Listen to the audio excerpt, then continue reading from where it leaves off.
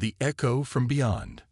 Dr. Sarah Chen stared at the oscillating patterns on her quantum interface display, her coffee growing cold beside her keyboard. For the past 6 hours, she had been tracking an anomaly in the background radiation from the Carina Nebula, something that shouldn't exist. The pattern was too regular, too precise to be natural, yet too subtle to trigger standard detection algorithms. The stellar deep listening array sprawled across the lunar surface behind her observation dome, its massive receivers drinking in the whispers of distant stars. As humanity's most advanced radio telescope array, SDLA was designed to capture the faintest signals from the furthest reaches of space. But this was different from anything they'd encountered before. Sarah pulled up another visualization, her dark eyes reflecting the holographic display. The signal appeared to be encoded within the natural radiation patterns of distant stars, like a message hidden in plain sight. Someone or something was trying to communicate while actively avoiding detection. Computer, run pattern analysis Alpha 7 on sectors 224 through 229. She commanded, her fingers dancing across the haptic interface. The quantum processors hummed, sifting through terabytes of data collected over the past month. The results made her breath catch. The pattern wasn't random. It was a carefully constructed message using stellar radiation as a carrier wave. But why would anyone go to such lengths to hide a communication while still trying to reach out? Sarah's hand trembled slightly as she initiated a priority call to Earth. Dr. James Morrison's weathered face appeared on her screen, his expression shifting from irritation at the late-hour call to concern as he saw her expression. "James, I need you to look at something," Sarah said without preamble, transmitting the data packet. "Tell me I'm not imagining this." Morrison's eyes widened as he studied the patterns. "This is incredible. How did you even spot this?" "I almost didn't. It's like they wanted to be heard, but only by someone who was really listening." Sarah pushed back from her desk, running her fingers through her short black hair. "But there's more. Look at the temporal analysis." The display shifted, showing how the signal's intensity varied over time. "It's getting stronger," Morrison whispered. "They're getting closer." Before either scientist could speak further, a new window appeared on their screens. General Laura Hayes, head of Earth Defense Intelligence. Her presence meant that others had been monitoring their conversation. "Dr. Chen, Dr. Morrison, what you've discovered has just been classified at the highest level," Hayes stated, her voice carrying the weight of authority. "We've detected similar patterns in other sectors, but there's something else you need to see." The general shared her screen, displaying a star map of known space. Red markers dotted the map, forming a pattern that sent chills down Sarah's spine. "These are what we call dead zones, regions where all signals, all signs of civilized activity, have simply stopped. They're spreading, and the pattern of spread suggests purpose, not natural phenomena." Sarah studied the map, her scientific mind racing. "The signal. It's not just a message, is it? It's a warning." "We believe so," Hayes confirmed. "But here's what's truly interesting. These signals appear to be calibrated specifically to be detectable by human technology at our current level of development. Someone chose us, Dr. Chen. The question is, why?" Morrison leaned forward in his chair. "General, the signal structure suggests capabilities far beyond our current understanding of physics. Whoever sent this could probably communicate much more directly if they wanted to. They're being subtle for a reason." "Agreed," Hayes nodded. "And that's why we've been watching. For the past 3 months, we've detected similar patterns across different sectors, always just barely within our detection capabilities, always hidden in natural phenomena, always moving in a way that suggests they're trying to avoid something." Sarah felt a chill run down her spine as she processed the implications. "They're hiding," she whispered. "An advanced civilization with the power to manipulate stellar radiation is hiding, yet they're reaching out to us. What could make such an advanced species so afraid?" Hayes' expression hardened. "That's what we need to find out. Dr. Chen, effective immediately, you're being transferred to Project Oracle. We need to decode these messages before whatever's creating those dead zones reaches us. As the general's image faded, Sarah turned to gaze out at the lunar surface, the Earth hanging like a blue jewel in the black sky. Humanity had always looked to the stars with hope and curiosity, dreaming of what we might find. Now something out there had found us first, and they were running scared. She pulled up the signal pattern again, studying its subtle complexity. Whatever was out there, whatever had driven an advanced civilization to hide in the dark between stars, humanity would face it head-on. It wasn't just scientific curiosity anymore, it was survival. The coffee beside her keyboard had gone completely cold, forgotten in the magnitude of the moment. As Sarah began composing her preliminary report, she couldn't shake the feeling that humanity was about to be tested in ways they had never imagined. But unlike the mysterious signal senders, humans had never been good at hiding.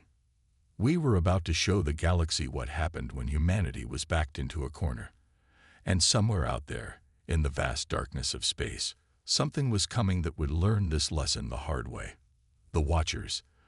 The observation deck of Project Oracle's underground facility stretched before Sarah, its massive screens displaying real-time data from every major telescope array on and off Earth. 3 months had passed since her discovery, and the signals had only grown more frequent. But today was different. Today, they were expecting contact. The facility hummed with nervous energy as scientists and military personnel gathered around the central holographic display. General Hayes stood beside Sarah, both women watching as the countdown reached 0. Right on schedule, the signal began. This time, it wasn't hidden in stellar radiation. A clear, directed transmission struck Earth's receivers with precision. The quantum computers processed the incoming data stream, transforming it into something humans could comprehend. A figure materialized in the holographic display, tall, ethereal, with silvery skin that seemed to ripple like liquid metal. "We are the Archeri." The being spoke, its words translated in real time. "We have watched your species for centuries, hidden in the spaces between light. We come now because we must break our silence." Sarah stepped forward, authorized to speak as the signal's original discoverer. "We received your hidden messages. You've been warning us about something." The Archeri's expression shifted in a way that seemed both alien and deeply troubled. "We have watched countless civilizations rise and fall. The galaxy is not empty. It is silent by choice. Those who survive learn to hide, to whisper in the dark, or they face the Void Hunters." Screens around the room displayed data as the Archeri transmitted detailed information. Images showed massive structures moving between stars, geometric shapes that defied normal space-time physics. "They are ancient," the Archeri continued. "They seek out civilizations that reach beyond their cradle worlds. Any species that grows too bright, too noticeable, becomes their prey." "How many?" Hayes asked, her military mind already calculating odds and strategies. 37 advanced civilizations in the last millennium alone. The Void Hunters do not simply conquer, they consume. Technology, knowledge, entire worlds stripped down to their atomic elements. Those who fight are destroyed. Those who run are hunted. Only those who hide survive. Sarah studied the data flowing across her screens. "But you didn't just hide. You reached out to us. Why?" The Archeri's form shimmed, its silver surface reflecting patterns of light that seemed to convey emotion. "Because you are different. We have watched your species overcome disasters, wars, plagues. You faced extinction 12 times in your recorded history. Each time, you not only survived, you emerged stronger." The alien's form expanded, showing images from human history, moments of triumph over seemingly impossible odds. Other species reach for the stars seeking knowledge or resources. You reach for them because you refuse to be confined. Your literature speaks of defeating gods, of stealing fire from heaven. Your fiction imagines victories over invincible foes. You dream of the impossible, and then you make it real. "You think we can fight them," Hayes stated, understanding dawning in her eyes. That's why you warned us before we developed far enough to attract their attention. The Void Hunters are perfectly logical beings. They analyze, predict, and consume with mathematical precision. But you, the Arcary's form rippled with what might have been amusement. You are gloriously illogical. Your greatest achievements defy probability. Your victories contradict tactical analysis. You succeed when success is impossible. Sarah felt a chill run down her spine as she processed the implications. You've been hiding all this time, watching civilizations fall, waiting for someone who might actually stand a chance. We are vast, the Arcary acknowledged. Our technology surpasses your understanding, but we are bound by logic, by patterns, by predictability.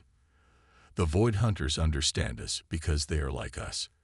But you they will not understand. And what cannot be understood cannot be predicted. We offer you knowledge, technology, resources, things you would have discovered in time, but time is what you do not have. The Void Hunters have already detected the edges of your expansion. They come. The room erupted in murmurs and worried exchanges, but Sarah noticed something in the data stream that made her smile. You're not just offering to help us defend ourselves, are you? You want us to do what you couldn't. You want us to stop them. The Arcary's form pulsed with confirmation. We have watched you overcome the impossible before. Now we ask you to do it again, not just for yourselves, but for all who hide in the dark. Will you fight where we could not? General Hayes looked around the room, meeting the eyes of her fellow humans. She saw no fear, only determination. When she spoke, her voice carried the weight of history. Humanity has never run from a fight, especially when others need our help. Tell us everything you know about these Void Hunters. It's time they learned why Earth's stories always end with humanity winning. The Arcary's form brightened, and Sarah could have sworn she saw hope in its alien features. As the being began sharing detailed technical data, she realized that humanity's greatest test was about to begin. The galaxy had been waiting for champions, for warriors who could face the impossible without flinching. They had been waiting for us. Project Prometheus. Admiral Helena Martinez stood in the heart of humanity's most advanced shipyard, buried deep beneath the surface of Mars.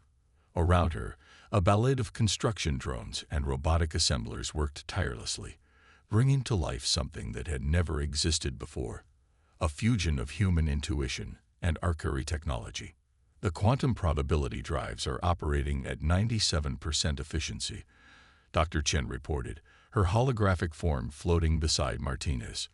The Arcary said it couldn't be done, but it turns out their mathematical models didn't account for human stubbornness.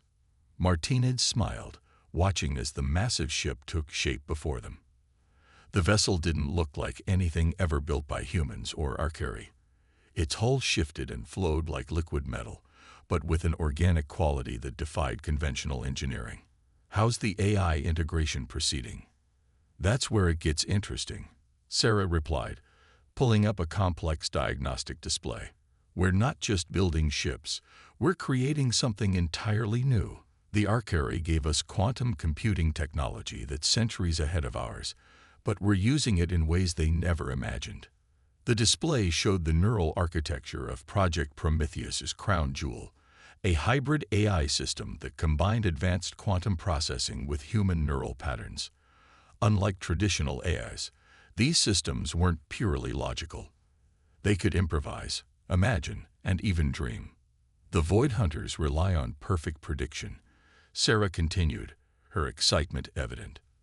Their entire strategy revolves around analyzing patterns and calculating responses. But how do you predict something that doesn't follow logical patterns? How do you counter a ship that can literally dream up new ways to fight in the middle of battle? Martinez approached one of the observation windows, placing her hand against the transparent aluminum.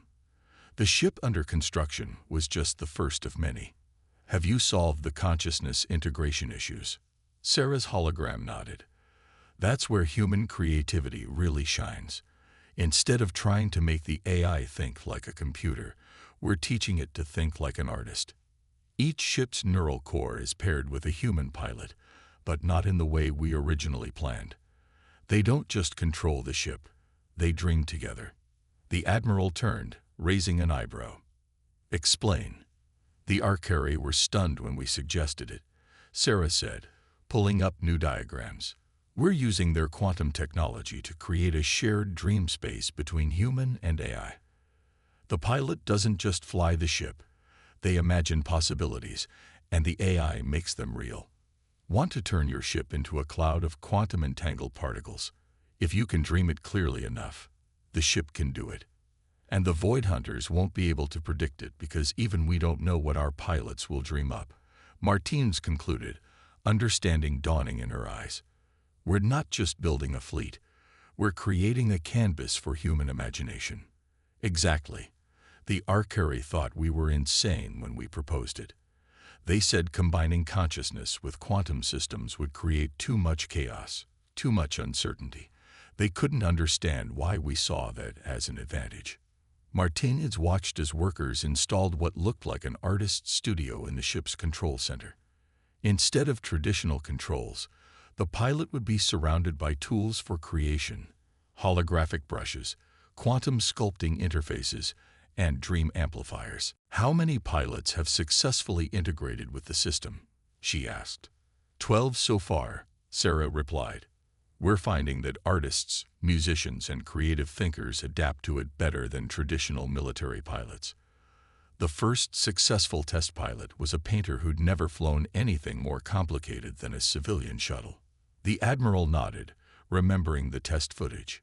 The pilot had turned her ship into a swarm of quantum butterflies, each capable of delivering a devastating attack while being practically impossible to target. Another had transformed their vessel into a living symphony of light and energy, using wave harmonics as both shield and weapon. The Void Hunters won't just be facing our technology, Martins mused. They'll be facing human creativity unleashed from physical limitations. Every pilot's imagination will make their ship unique, unpredictable. That's not even the best part, Sarah added, her hologram practically buzzing with excitement. Watch this. She pulled up footage from the latest tests.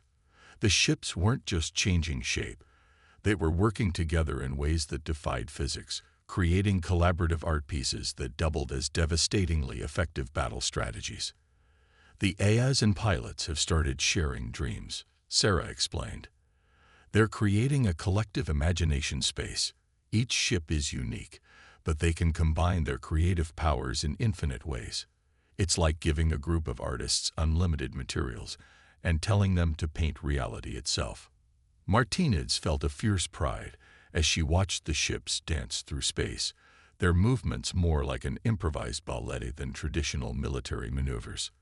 This was humanity's answer to the cold logic of the Void Hunters, art and dreams and impossible things made real. Begin full production, she ordered. I want every ship equipped with the Dream interface, and send word to the Arcari. Tell them Project Prometheus is ready. It's time to show the galaxy why humanity's greatest weapon has always been our imagination.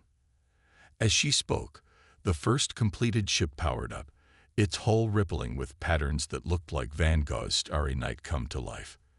In the pilot's chamber, a young artist closed her eyes and began to dream, her consciousness merging with the quantum eye.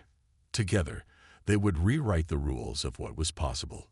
The Void Hunters were about to learn that they weren't just facing human technology. They were facing human dreams. And dreams, as humanity had always known, could change the universe itself. The first strike. Maya Patel sat in her dream chamber aboard the Phoenix, her hands hovering over the quantum interface as she watched the Void Hunters advance fleet through the ship's sensors. They moved with perfect geometric precision, their massive vessels arranged in formations that spoke of absolute mathematical certainty. They were beautiful in their own terrible way. They're scanning for traditional defense patterns. Her ship's eye, which she'd named Vincent, communicated directly into her mind. Their predictive algorithms are trying to calculate where we should logically be waiting. Maya smiled, closing her eyes as she settled deeper into the dream link. Then let's show them something illogical, She began to create, her artist's mind merging with Vincent's quantum processors. The Phoenix responded instantly, its hull dissolving into a shower of crystalline fractals, each containing a piece of the ship's consciousness. Across the battle space, other Prometheus vessels underwent similar transformations. Commander Jack Harper's ship became a swarm of quantum-entangled origami cranes.